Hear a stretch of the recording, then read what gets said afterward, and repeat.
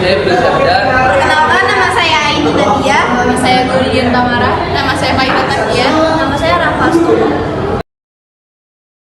Faktur adalah catatan transaksi berupa tagihan yang berisi produk yang dikirimkan, jumlah harga yang ditagihkan, dan nama konsumen. Catatan transaksi ini biasanya dikeluarkan oleh pihak penjual kepada pembelinya. Faktur ini juga bisa disebut dengan kata invoice. Ini adalah contohnya.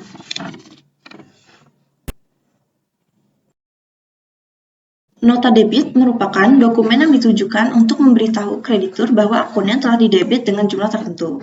Nota debit ini biasanya digunakan untuk mengembalikan barang dagangan yang tidak sesuai dengan pesanan atau rusak.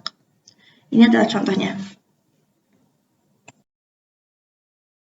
Nota kredit adalah bukti transaksi bahwa perusahaan telah mengkredit akun perusahaan lain. Nota ini dibuat ketika sebuah perusahaan menjual barang yang rusak atau tidak sesuai pesanan. Contohnya adalah ini. Nah, selanjutnya ada nota kontan. Nota kontan adalah bukti transaksi yang dikeluarkan oleh penjual setelah pembeli melakukan pelunasan atas barang yang dibeli. Nota kontan memiliki fungsi sebagai dokumen bisnis yang disertakan dalam laporan keuangan. Ini adalah contoh dari nota kontan. Lalu ada struk. Struk adalah bukti pembelian atau penerimaan dalam sebuah transaksi yang umumnya dalam kegiatan berbelanja. Struk memiliki fungsi sebagai bukti bahwa proses transaksi dari penjualan dan pembelian telah terlaksanakan. Ini adalah contoh dari struk.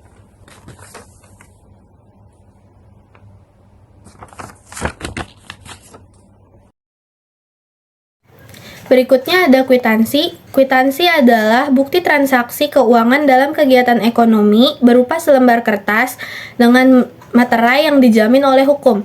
Fungsi kwitansi adalah yang pertama sebagai bukti untuk terlaksananya pembayaran, yang kedua mempermudah pencatatan kas perusahaan, yang ketiga membantu audit keuangan perusahaan, dan yang keempat sebagai dokumen untuk mendapatkan garansi barang. Berikut adalah contoh kwitansi.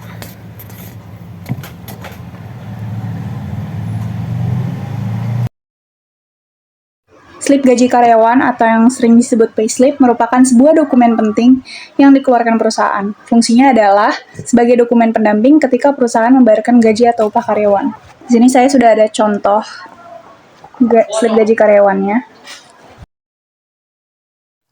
Cek adalah surat atau warkat, dokumen yang berisi perintah tak bersyarat dari nasabah bank agar bank tersebut membayarkan sejumlah uang yang tertera pada surat itu kepada orang atau pembawanya. Ini adalah salah satu contoh cek. Fungsi dari cek sendiri adalah merupakan alat bantu pembayaran atau penarikan dana yang memudahkan bisnis. Pengertian memo yaitu memberi arahan, permintaan, atau pemberitahuan sehingga tidak memerlukan salam pembuka atau penutup seperti surat.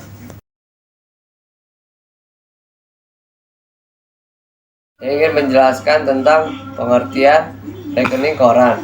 Rekening koran adalah ringkasan transaksi keuangan secara menyeluruh yang menampilkan transaksi keuangan pada suatu rekening dalam periode tertentu.